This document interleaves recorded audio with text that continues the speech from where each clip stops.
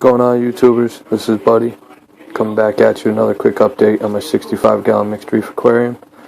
I'm having a little algae outbreak, so I wanted to do a little video on that, document that, and talk a little bit about what I'm going to do to take care of this issue.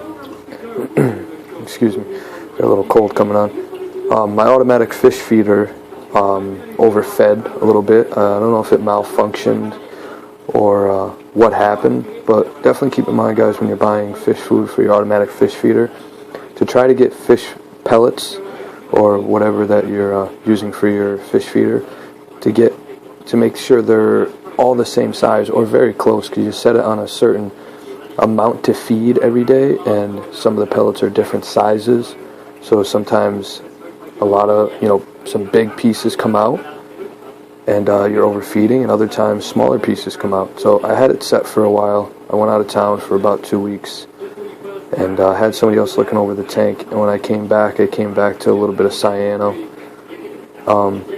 And what I'm doing to take care of it is obviously some pretty good water changes. I'm upping my water changes by about 15 to 20% more than what I'm normally doing on a weekly basis.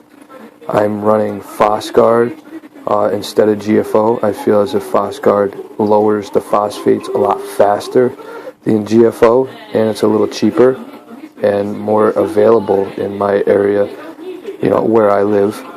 So I'm running PhosGuard, and then when I get the phosphates to where I want them, I will switch back to the GFO.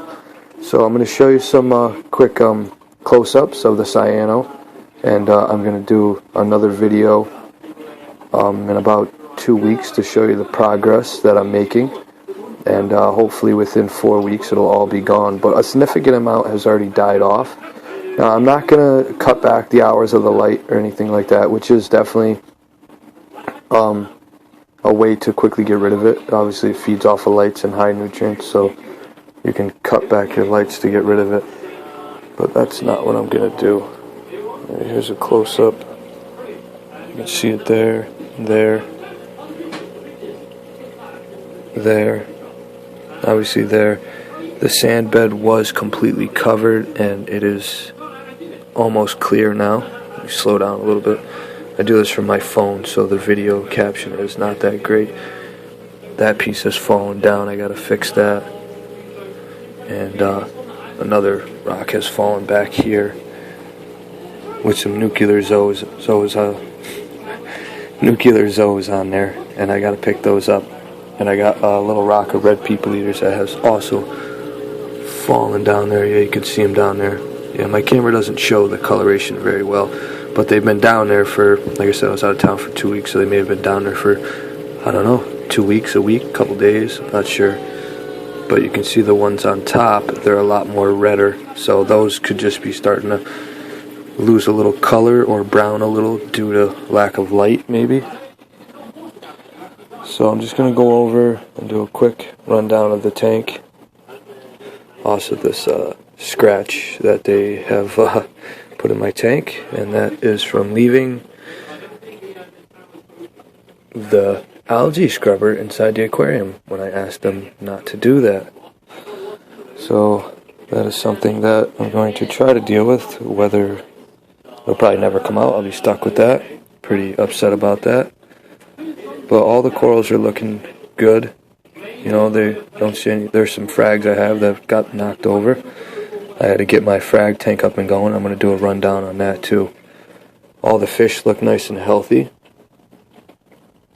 Obviously, they're sure getting overfed. Most of the parameters in the tank, my ammonia's at 0. My nitrites are at 0. My nitrates are a little high. My phosphates are obviously elevated, so I'm getting it under control. There's my famous fire goby I've showed you guys in other videos. One of my favorite fish. They're relatively cheap too, but just love the way they look. This whole area right here was completely covered, but the tank is looking good for the most part, besides the algae bloom. And like I said, I'm going to up my water changes by about, we're going to just go with 20% more than what I was doing. I was doing 10 gallons every 2 weeks, or every week. I'm sorry, I was doing 2 5-gallon pails every week, and I'm gonna up that to about, I don't know, we'll say 25 gallons, maybe just 20 gallons. Let's not bump it up, but we'll do 4 5-gallon pails once a week. So pretty large water changes weekly. And I've also bought these Jabo dosing pump, and I'm going to do a full review on that. I've also added the Jabo WP25 wave maker, and I'm going to do a full review on that too, guys. And as you can see, it's on reef mode. Well, I call it, well, it's wave mode 1, but I call it lagoon mode, but it's really wave mode 1. It's got some good waves going. Alright guys, this is Buddy, just doing a quick update on the tank and where I'm at, and so I'll show you guys my progression as I go along and how I'm battling the cyano, and I'll talk more about other ways to battle it. I don't believe in using chemicals. There are a lot of available chemicals on the market, but I feel like using the chemical is just a quick fix. It's not getting to the root of the problem, and the root of my problem in this case is high phosphates due to overfeeding the aquarium while I was out of town and not being here to correct it. Alright guys, this is Buddy signing out. I will do a full review on the Jabo dosing pump, the Jabo WP25, and I'm going to do a review on the stand and a canopy that I built. I'll do a quick full shot of the tank before I sign out. There's the stand and canopy that I have built. So I would do a quick or a full video on that and talk to you guys about ways to build a stand similar to this, or any stand for that matter.